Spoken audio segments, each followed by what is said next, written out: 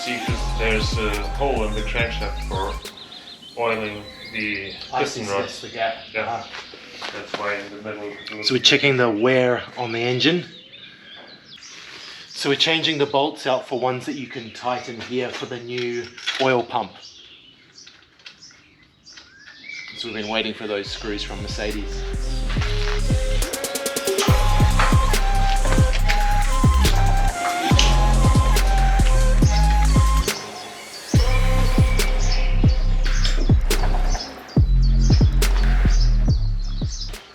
Everything's looking really good so far, so happy with that.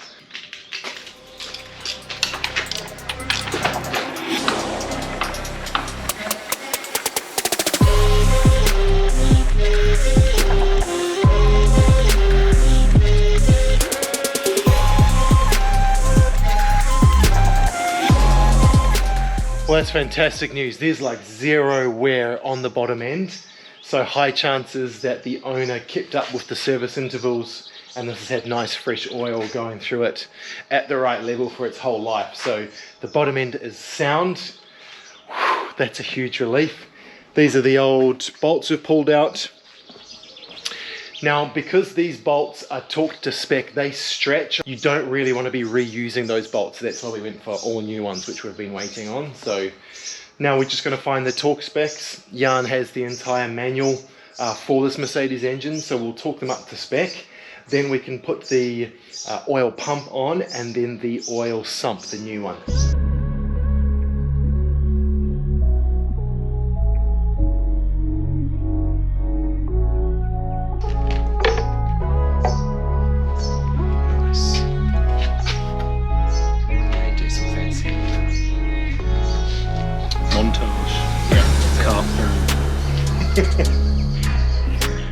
Okay, so the rocker cover is off. The cam lobes don't look worn at all. Looks absolutely perfect. We've sucked out all the oil and grot as best we can out of the injector ports. And now we are going to remove the injectors and we're going to do a compression check. And that'll give us a very good idea.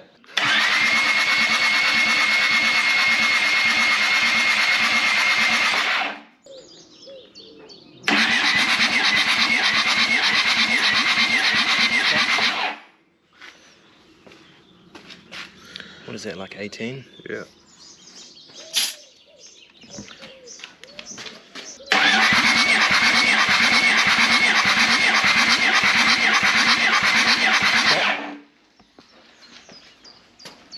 That's just the ceiling. So this went way higher than the other one. So we'll try this again. Okay. This is nearly 25. That might have even been going higher, but...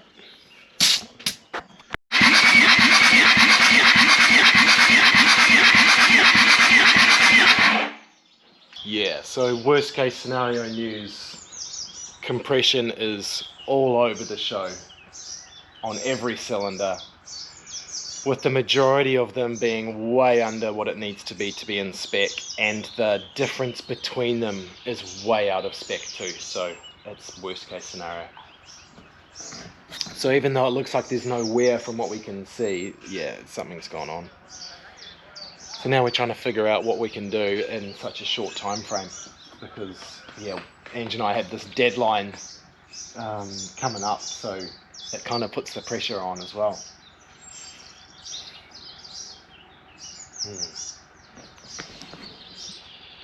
The look says it all. I think we take down the head. Looks like maybe a rebuild is in order, guys. God, a speed rebuild.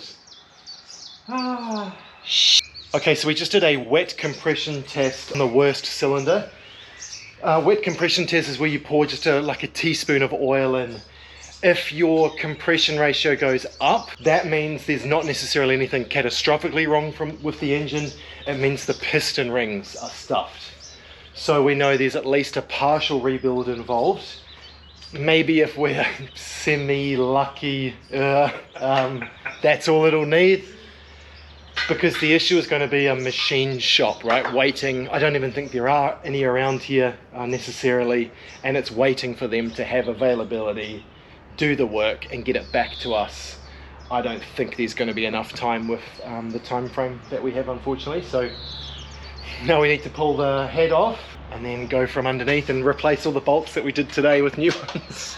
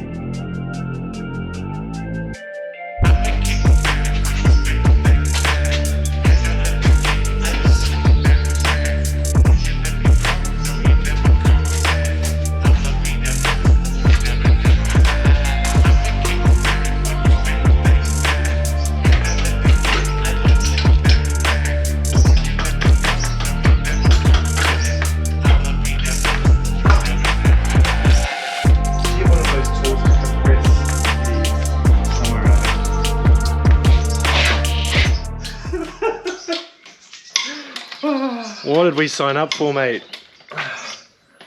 We take out the crankshaft. Yeah, so things escalated quickly here today. We were on a roll at the start and last night, and then today's just turned into an absolute show. So we need to find a machine shop nearby. We totally need new piston rings. Like, you won't be able to tell here, I'll show proper close-up at some point, but there's giant cracks and kind of like pieces out of piston 5. So yeah, definitely need new pistons. Obviously need new rings for it. Oh god. Yeah. What happened to this engine? It's like a little ring.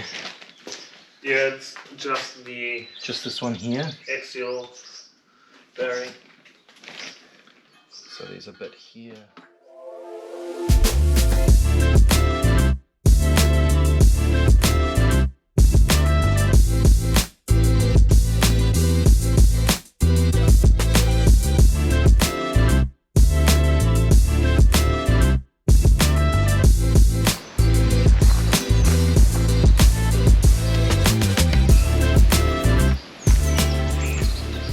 Hello guys, happy Monday.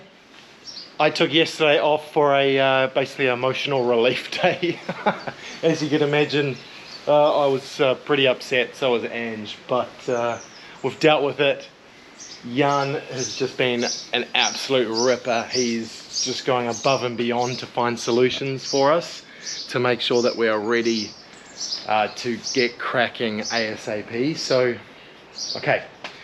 So where are we at? So this morning I have just painted the gearbox, the valve cover of the engine, and the bell housing of the gearbox.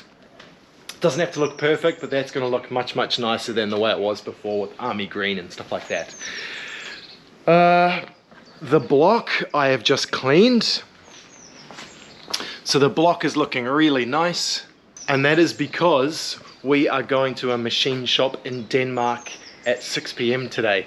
So Jan is going to drive us to Denmark this afternoon. Legend. And there he's basically managed to find a machinist who is willing to have a look at the engine like ASAP this week, which is great. The other thing I've been doing this morning with Jan, he's at work, but sending back and forth different parts that I need for now the full rebuild of the engine. Remember how I said right from the beginning I really wanted to do a full rebuild of this OM605? Well, apparently I pushed it out a little bit too strongly out into the universe and I got what I wished for. So it's like a full rebuild now. Obviously that means the cost and time is really going up. Fingers crossed the results from the machine shop today and during the week are not so bad and that not that much work needs to be done. Now I'd love to run some stuff past you guys, especially those you knowledgeable chaps who have dealt with engines a lot more than I have. So this is the old head gasket. I don't know if you can tell much from this. Probably not a lot, really. This is the head. So This is piston number 5. This was the worst one. It has got all these pieces missing out of it. Looks like it's been kind of burning at the top. And I'll show you in the cylinders themselves. Maybe you can see with the light. I do apologize, it's not great light. No, you probably can't. But there is slight residue at that top. Let me turn this over actually. Almost like a rusty residue.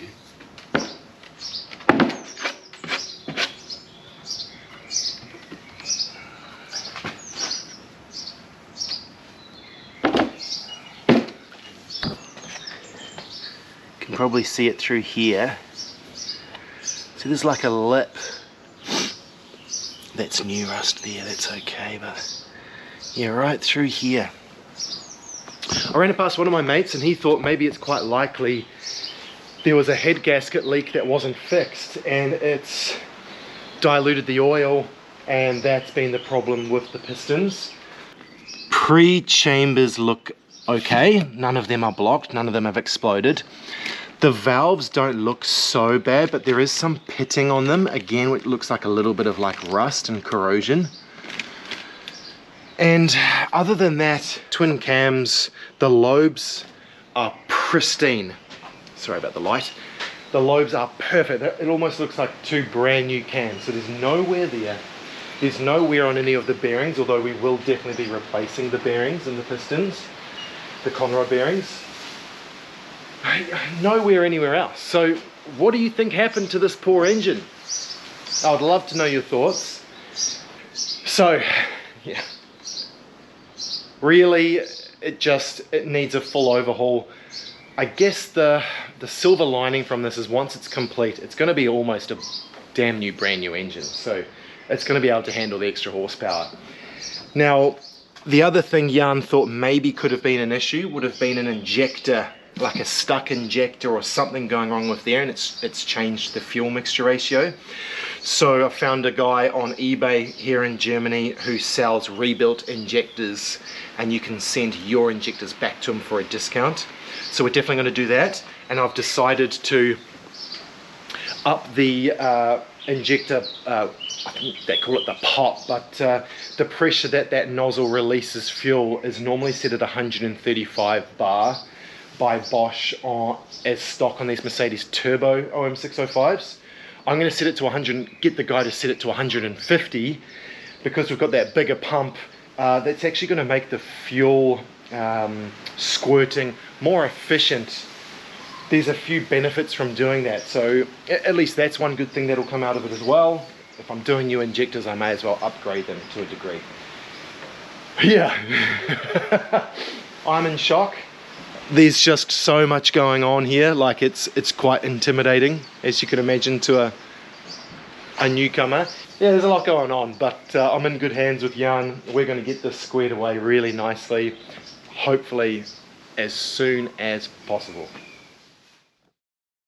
Late night in the workshop tonight, so it is 9 PM and we are going hell for leather on this 5-speed gearbox. So Jan was telling me this is the brand is ZF, it's not actually Volvo. I stupidly thought it was a Volvo ZF, but the brand is ZF, German gearbox.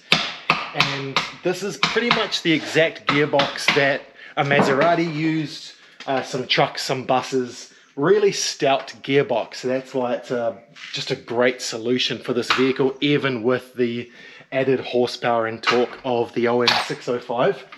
So we are opening it up now to change the 5th gear to the 0.79 ratio, which will give us that kind of like an overdrive gear for on the highway.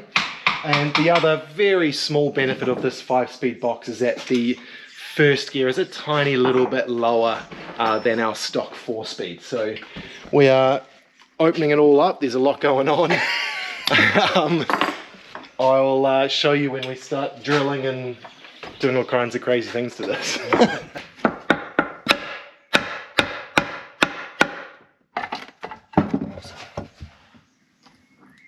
Sealing ring. It's the outer race of the bearing.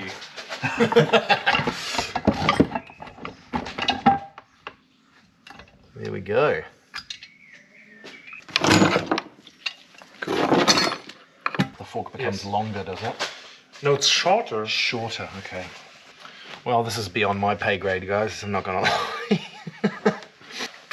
Oh, I see. Yeah, quite a lot shorter. Little stubby boy. Okay. Weight savings. You know what my job is? Just to pick off the gasket. That'll be my job. I'll be gasket picker. It's about as high tech as I'm getting.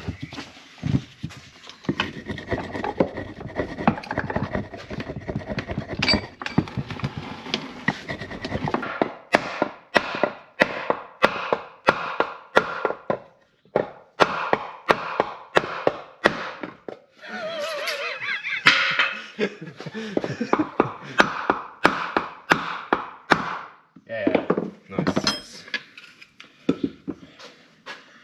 Yeah.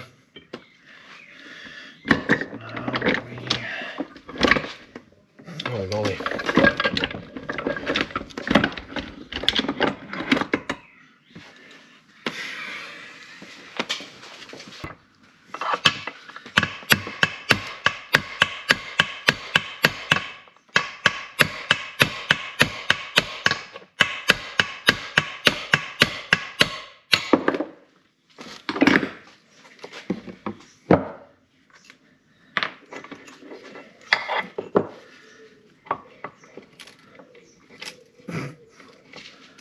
Okay, can you open up this bed?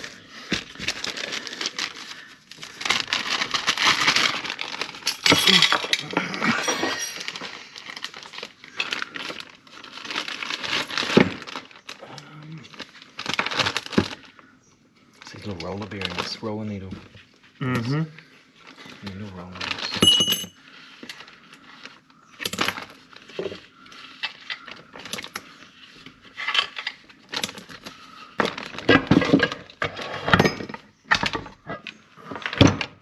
Spring as well. Mm-hmm. There's the spring and this. This is the lock for the gear. And here's one. Full on. And now, goodbye. So that's the original gear. That's the 0.79 new fifth gear going in. Huge difference. Nice. I'll just copy what you say. On our last vacation, I start to look the conversion video, and YouTube automatically changed your voice to German. Oh It man, was it's really, really funny. yeah. Then I start the video. And what? How was my German? Was it pretty good? Yeah.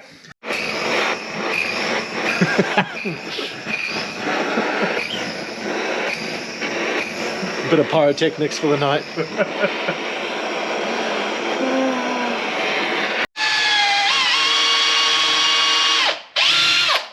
So Jan is drilling some new holes in the gearbox case. I'll show you what that's for soon once he's finished.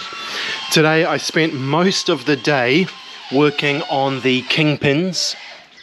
So I've changed the shims inside each kingpin, so now the kingpins are really nice and tight. And we also reamed out the new bushings in here yesterday.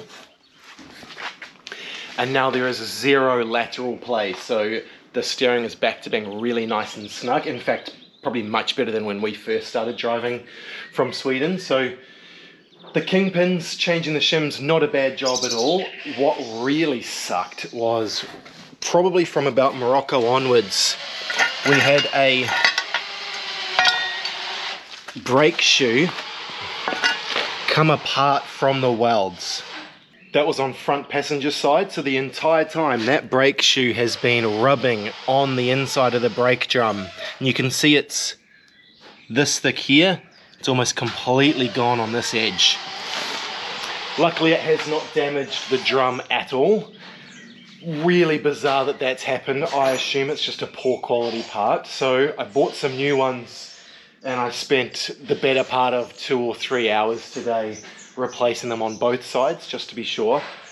It's a really difficult job getting those brake shoes in with the 4 springs when the hub is in place. Much easier when I did them in Sweden when the hubs were completely taken apart. So do not recommend doing that job on a TGB, but if you have to, you have to. There is no finesse to it. It's just fluking it with brute force, ignorance, big screwdrivers and some pliers. Got there in the end. Okay, so Jan has finished making the changes to the gearbox housing. So the reason for that is these are the shifting forks. Well, this is the old shifting fork. This is the new shifting fork we need for the change in ratio. This past week, I've had a really cool new tool in the workshop, the Elite 200 by BLUETTI. So I've been using it to charge kind of all of my stuff here so that I don't have to take stuff off Jan's power grid. So for instance, I'm about to make a coffee. I'll have that afterwards on the induction. I can charge my laptop for my editing along with the headphones, camera batteries. I've got my little speaker that I can charge via USB on the unit, GoPro. I can even charge my batteries for the grinder and the drill. It's just a really versatile little unit, and it's nice and small, doesn't take up heaps of room, not really heavy, has the ergonomic handles on the side, so just really happy with the unit. It has a capacity of 2073 watt hours with a 2600 watt output. So for instance, the induction here is 2000 watts, and it can easily power that at full bore, boiling some water, but also be charging all of my stuff at the same time. So a unit like this would be really handy for things like your overlanding, camping, even on a road trip you can chuck it in the back of your car. Not only that, this would also make a really good unit to have at home as a backup. So there were those recent power cuts in Europe. This would be a really great little solution for that. So you could plug in your toaster, your kettle, you could even plug your fridge in, keep all your food safe while that power cut is going on. So yeah, really versatile little unit to have around. It has exceptional capacity, something like 6,000 plus cycle life, which equals like 17 plus years at 80% efficiency. It is also fast charging, so it'll reach 80% from completely flat in 1.1 hours off an AC wall plug. But then you can also charge it with a car charger, you can charge it with solar panels, and it will also accept AC and DC charge simultaneously. You can power up to 7 different devices simultaneously on the Elite 200. So in the front here we've got our 2 AC ports, and then we have 4 USB ports. 2 of those being 15 watt, and 2 of them being 100 watt USB-C. You also have the car charging port here on the front, as well as your solar input. And on the side, you have your AC power going in to charge the unit. So to use the unit is as simple as turning it on. You'll have your screen with your battery percentages, your loads coming in and your loads going out. And then I just need to click AC. The inverter inside switches on. I've now got power to the induction cooktop, and then I can start boiling my water for my afternoon coffee, and I can crank that all the way up to 9, and it will happily do that, all while also charging everything else. If I want to be charging my USB devices, I can turn DC on as well, and as simple as that, we're charging all the USB devices. If you want to learn more about the Elite 200, you can check out the BLUETTI website, and don't miss their ongoing Mother's Day sale, 5% off by using the code TOF5%. This morning I start to work on the power steering conversion. So this is the steering shaft and electric motor from an Opel Corsa. So I'm going to pull these parts off that I don't need, as well as this control box. We can scrap that stuff. That leaves us with the motor and the drive unit, and then I will take apart a TGB steering box. Okay, that's all ready to go there, and now we have the TGB steering box. So this should be filled with oil, so I'll try and get the oil out without making too much of a mess.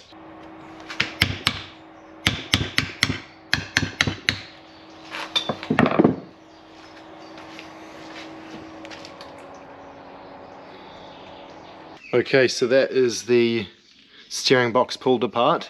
So that's the main shaft there, so I can pull that right out now. It was filled with oil. This is the other gear too. Once this is out, I should be able to pull this one out as well.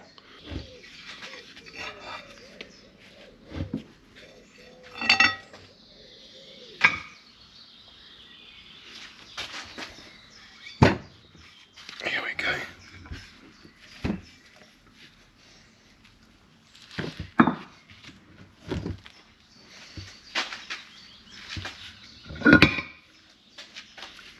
Okay.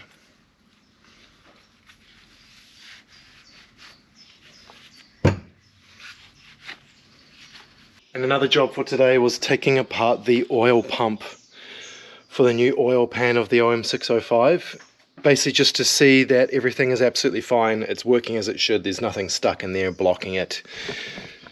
Looks absolutely fine, so I'll put it back together and that'll be ready to go into the bottom of the engine soon. The scale has arrived, so the moment of truth, you're guessing 206. 2.6. I'm guessing 235. It's the 4-speed gearbox and the B30.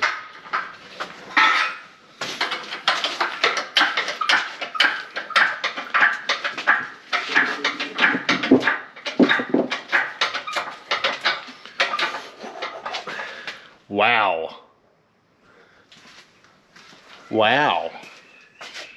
Oh. Whoa, okay. That's a lot more than we thought. Yeah, she's heavy. I think the OM605 is going to be quite a lot lighter. I think so.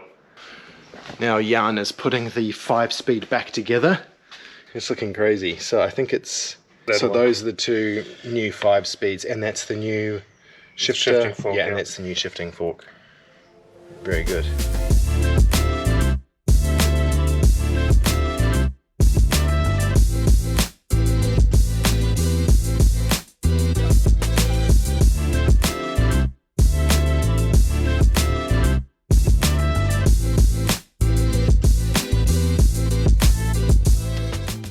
Happy Saturday in the workshop, guys. So last night Jan and I finished the gearbox rebuild. That came out perfect, so it's shifting really nicely. Really happy with it. And the other good news is we inspected all of the bearings and they look brand new, so there's no wear on this gearbox at all, so that's a great place to start. Just want to go over the nitty-gritty of the 5-gear ratios for anyone who's interested, because I have fielded a few questions about it. So the first 3 on the plaque here are correct. So first gear is 391, second gear is 247, and third gear is 176. But due to that change in the shifting fork, fourth has changed as well as fifth.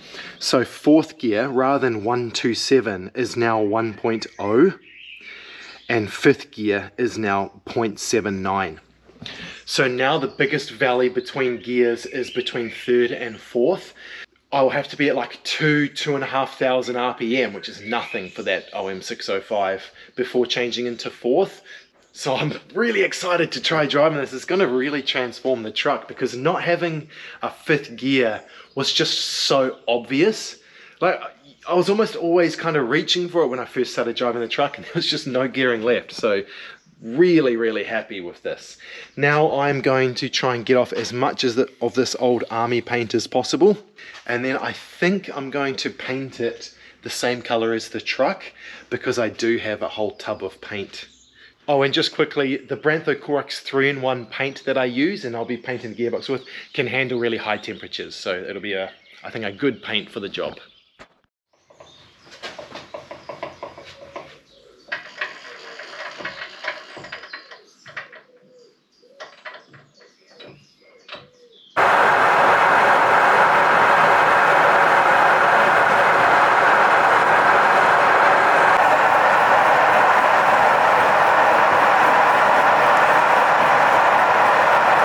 Silent now. Clutch bearing holder. Work it. That's cool, man. Good morning. Yesterday I cleaned all up in this engine bay and painted it up, so everywhere has been nicely blacked out. No more of that rough army green. So now it's ready for the diesel to go in, and I've pulled the transfer case off of the B30's gearbox. And I'm now looking at this 6x6 engagement to try and figure out just what went wrong. My guess is either this rubber diaphragm here has perished and therefore was leaking vacuum and oil getting past. There is definitely a lot of oil that's come out, so hopefully that was the issue. But I'm also going to go into the manual with a fine-tooth comb and make sure that I set this spring up correctly, because the way it sort of operates... So just one hand, this fork engages and disengages this like dog gear. So up is disengaged, down is engaged. And kind of the odd thing about it is it uses vacuum to disengage it, not the other way around. So default is on, vacuum brings it off. Okay, so I'm going to spend some time looking at that this morning, and then hopefully I can tweak that nicely, and then I can put everything back together, reseal up the transfer case.